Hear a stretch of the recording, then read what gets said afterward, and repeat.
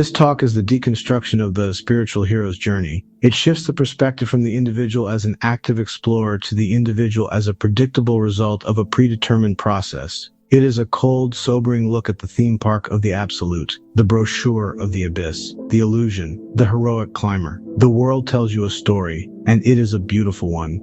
It is the story of the climber. In this narrative, you are the protagonist of a heroic struggle. You are scaling the sheer, jagged cliffs of reality. Your insights are hard-won. Your suffering is a badge of honor. Your journey is an intimate, unique discovery. When you read the ancient texts or the modern pointers, you see them as maps left by previous masters.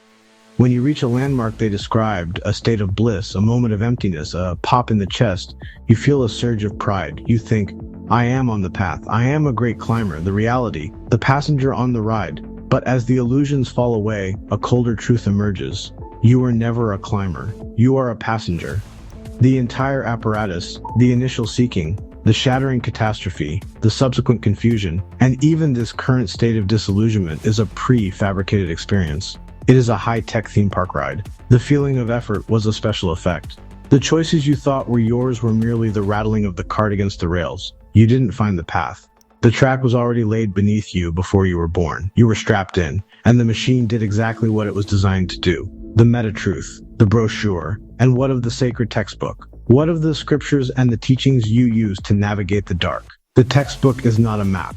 It is the ride's brochure. It describes the thrilling ascent, the seeking, the terrifying drop, the shattering, the dizzying loops, the intellectual reconstruction. When your experience matches the text, it isn't because you are a genius of the spirit. It is because you are reading the description of the seat you are currently sitting in. The brochure tells you that you will feel a crash at the end. You feel the crash and you think you've reached the truth, but you've only reached the end of the ride. The conclusion? Stepping off the platform. The ultimate realization is not that you have reached the summit. It is that there was no mountain. There was only a mechanism designed to give you the sensation of height. The seeker was just a passenger who forgot they were in a cart. The ride is over. You are standing back on the platform.